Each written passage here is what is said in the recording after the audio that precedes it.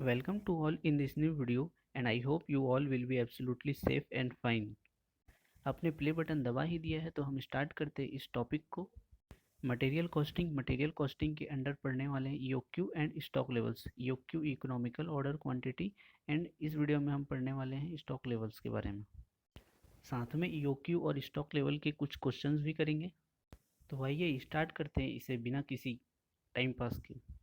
Question solve करने से पहले देख लेते हैं इसके formulas. EOQ is equals to under root 2 into A into O upon C. पिछले वीडियो में अपन ने ईओक्यू का एक क्वेश्चन देखा था जिसमें A is equals to annual demand, O is equals to ordering cost, C is equals to carrying cost per unit per annum. Carrying cost is equals to storage cost. Next, number of order कि साल भर में हम material को purchase करने के लिए कितने ऑर्डर करते हैं। A upon EOQ, A is equals to annual demand divided by EOQ. Next, average inventory. Average inventory is equals to EOQ upon 2. Next, total ordering cost is equals to number of order into ordering cost per unit. कितना हम order करते हैं और उन orders की कितनी price है per unit. Next, total carrying cost. Total carrying cost या storage cost is equals to average inventory into carrying cost per unit per annum. Carrying cost per unit per annum कहाँ से निकलेगा, यहाँ से। Cost per unit into carrying cost percentage per annum, ये question में given होगा। Then total purchase cost, annual demand into cost per unit. तो फिर टोटल कॉस्ट आपका निकल जाएगा इन तीनों से, total ordering cost plus total carrying cost plus total purchase cost. आप प्लीज़ इसका छोटा सा नोट्स बना लें इन फार्मूलाज का, ताकि आपको याद रहे क्वेश्चन बनाते समय। आई होप आपने उन फार्मूलाज को नोट कर लिया होगा या याद कर लिया होगा। आइए देखते हैं स्टॉक लेवल के formulas. Reorder level is equals to maximum consumption into maximum reorder period lead time. कितना मटेरियल कंज्यूम करते हैं इनटू कितना मटेरियल रीऑर्डर करते हैं उसका टाइम। वैसे ही मिनिमम लेवल ऑफ स्टॉक जिसमें ROL is equals to reorder level minus normal usages into average reorder period. Normally normal usages आपको क्वेश्चन में गिवन होगा एंड रीऑर्डर पीरियड वो आपका यहाँ से निकल जाएगा। Next, maximum level of stock is equals to ROL plus ROQ minus minimum uses into minimum ROP reorder period. ROL reorder level, ROQ is equals to EOQ and minus minimum uses and minimum ROP reorder period. ये generally question में given होगा। And average lead time, maximum plus minimum lead time divided by 2। ये formula भी आपको याद होना चाहिए या तो नोट कर सकते हैं। सो स्टार्ट करते हैं question. MS Tube Limited are the manufacturers of the picture tube for TV. The following are the details for their operation during the year 2015. Message tube limited जो कि मैन्युफैक्चरर है TV picture tube का, और उनके कुछ details नीचे given है। Average monthly market demand 2000 tubes. इसका इस क्वेश्चन में कुछ काम नहीं है, आप प्लीज़ इसे इग्नोर करें। ये क्वेश्चन में बरगलाने के लिए दिया रहता है। सो नेक्स्ट है ordering cost. Ordering cost is equals to 100 rupees per order. Inventory carrying cost, storage cost is equals to 20% per annum. Cost of tubes is equals to 500 rupees per tube. Normal usages is equals to 100 tubes per week. एक week में normally वह use करता है 100 tubes. Minimum usages 50 tubes per week. Maximum usages 200 tubes per week. Lead time to supply 6 to 8 weeks. Means आपका minimum lead time या reorder period 6 है और maximum lead time या रीऑर्डर पीरियड 8 है। सो इन दिस क्वेश्चन हमें annual demand कहीं भी नहीं दिखा, हमें एनुअल डिमांड फाइंड करना है। आगे, compute from the above economic order quantity if the supplier is willing to supply quarterly 1500 units, a discount of 5% is it worth accepting.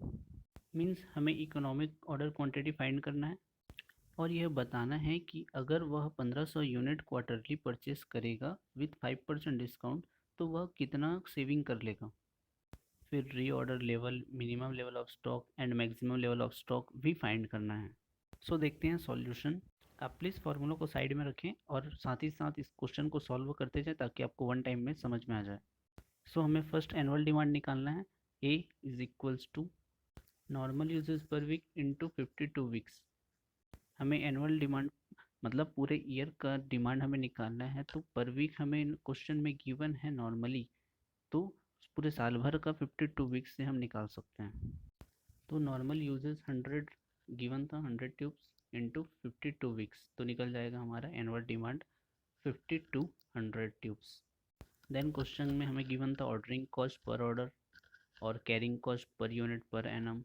यहाँ से हम निकाल सकते हैं carrying cost per unit per annum, हम निकाल सकते हैं carrying cost per unit into carrying cost percentage से। सो क्वेश्चन में गिवन था cost per unit into carrying cost percentage 500 into 20% is equals to 100 rupees. सो सबसे पहले हम इकोनॉमिक ऑर्डर क्वांटिटी फाइंड करेंगे, जिसका फार्मूला है under root into A into O upon C. बस हम फार्मूला में पुट कर देंगे 2 into 5200 annual demand and 100 ordering cost and 100 C carrying cost per unit per annum, तो आएगा अंडर रूट 10,400। तो फाइनली ईओक्यू आ जाएगा 102। फिर निकालेंगे नंबर ऑफ ऑर्डर, जिसका फार्मूला था annual demand divided by EOQ.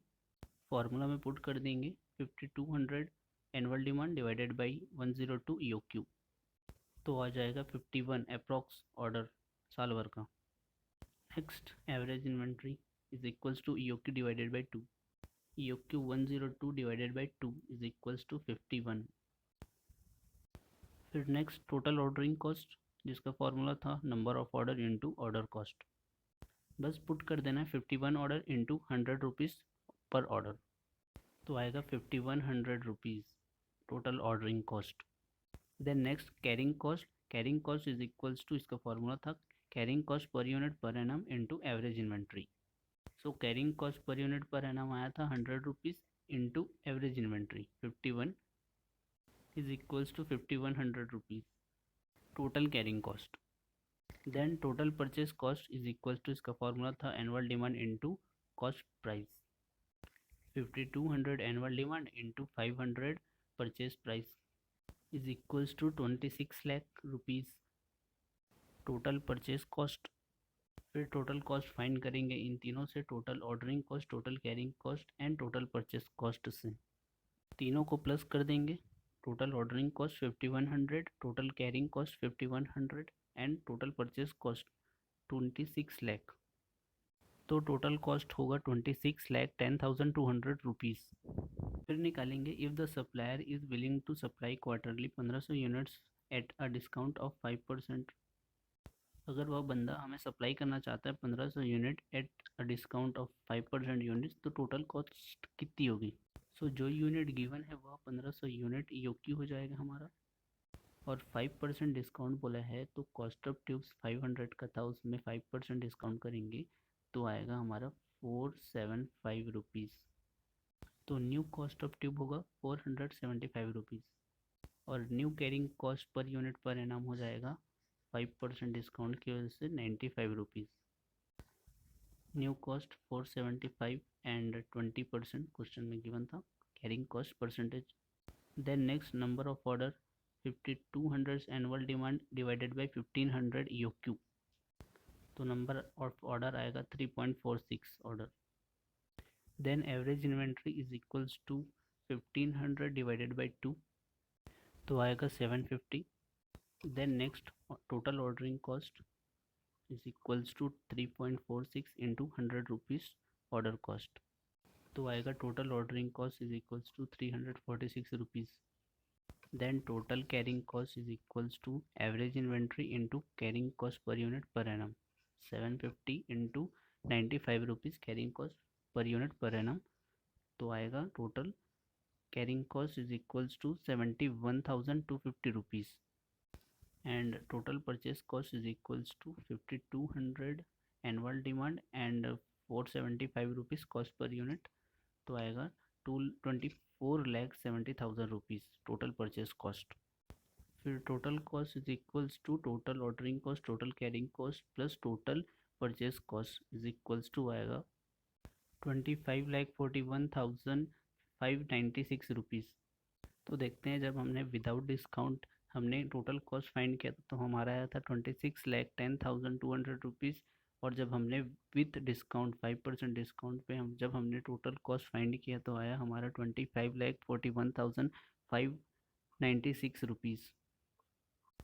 अगर सप्लायर आपको चाहता है कि आप 1500 यूनिट्स क्वार्टरली परचेज़ करें और साथ ही साथ आपको 5% डिस्काउंट दें और आप ये ऑप्शन चूज़ करेंगे तो आपको 68,604 रुपीज़ का सेविंग होगा। सो इस तरह से कैलकुलेशन करने पर, कॉस्टिंग करने पर आप बेटर तरीके से फाइंड कर पाएंगे कि कौन सा ऑर्डर कॉस्ट या कौन सा ईओक्यू बेस्ट रहेगा जिसे आप परचेज़ करना चाहिए। फिर क्वेश्चन में बोला था रीऑर्डर लेवल, मिनिमम लेवल और मैक्सिमम लेवल फाइंड करने को। सो बस आपको फार्मूला में पुट करना है, सारे वैल्यूज आपको क्वेश्चन में गिवन है। Maximum consumption, maximum reorder period 200 into 8 weeks, 6 to 8 जो गिवन था ना उसी में का 8 वीक्स है ये। एंड मैक्सिमम कंजम्पशन 200 यूनिट्स हमें क्वेश्चन में गिवन था। सो इससे आ जाएगा 1600 units reorder level. Next, minimum level of stock is equals to reorder level minus normal uses into average reorder period. Reorder level हमने अभी निकाला 1600 यूनिट्स माइनस नॉर्मल यूजेस हमें question में गिवन है 100 यूनिट्स। एवरेज रीऑर्डर पीरियड हमें निकालना होगा। सो इसका फॉर्मूला है maximum plus minimum reorder period divided by 2, 8 + 6 weeks divided by 2, 14 divided by 2 जिससे आ जाएगा 7 वीक्स। 7 वीक्स यहाँ आ जाएगा। फिर मिनिमम लेवल ऑफ स्टॉक आ जाएगा आपका 900 यूनिट्स।